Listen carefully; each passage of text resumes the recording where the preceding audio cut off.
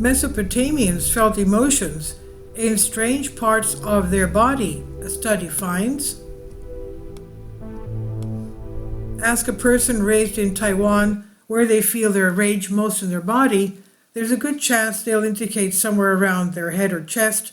Halfway around the world in Finland, you'll bound to find a very similar answer. No matter where you go today, most of us relate emotions like anger to very similar pieces of anatomy. Jump in your time machine and set the dial for ancient Mesopotamia, and you might find people gesturing to very different parts of their body. According to a recent analysis of thousands of 10th to 7th century BC Neo-Assyrian texts, anger is an emotion located in the thighs, of all places.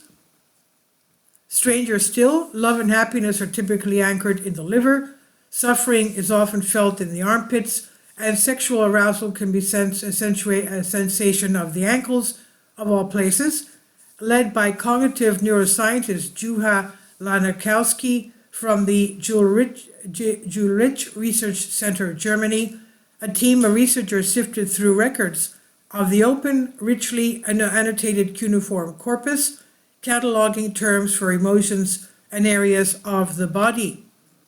The result is a heat map of a body part specific to 18 different emotional sensations, from love, anger, and envy to happiness, pride, and even Schadenfreude.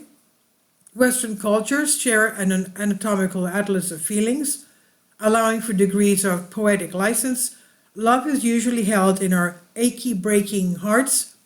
Lust is inflamed in loins. Steam erupts from our ears when enraged, and fear churns in our guts. Spare a thought for the poor old liver, shins, and kidney, which are rarely considered. These associations are robustly universal, at least in today's world. Though a degree of variation exists, studies on language and musical sensations across diverse cultures suggest humans everywhere are bonded by the threads of emotional body maps. On the surface, this similarity may not be at all surprising.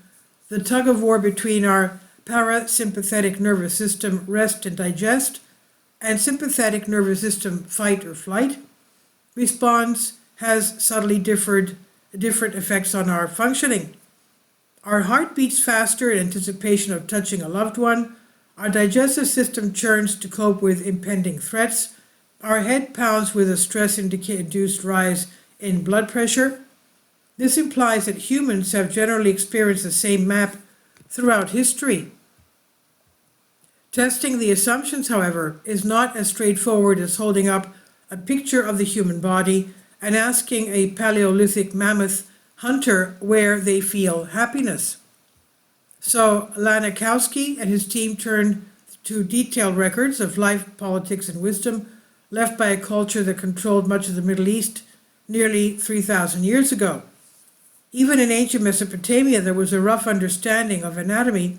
For example, the importance of the heart, liver, and lungs, says a study's senior author, Assyriologist Sanna Svard from the University of Helsinki in Finland.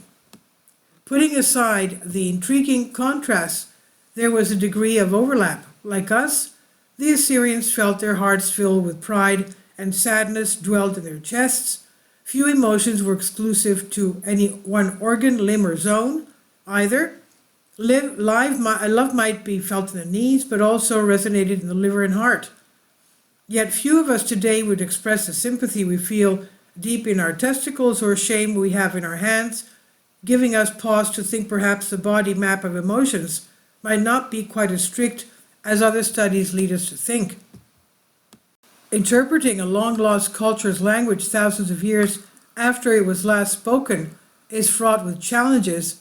While the researchers did their best to screen out problematic or confusing terms, the model they used leaves room for interpreting context in different ways. What's more, an intrinsic bias in the tools used in the study excluded female anatomy, potentially erasing an entire lexicon of terms.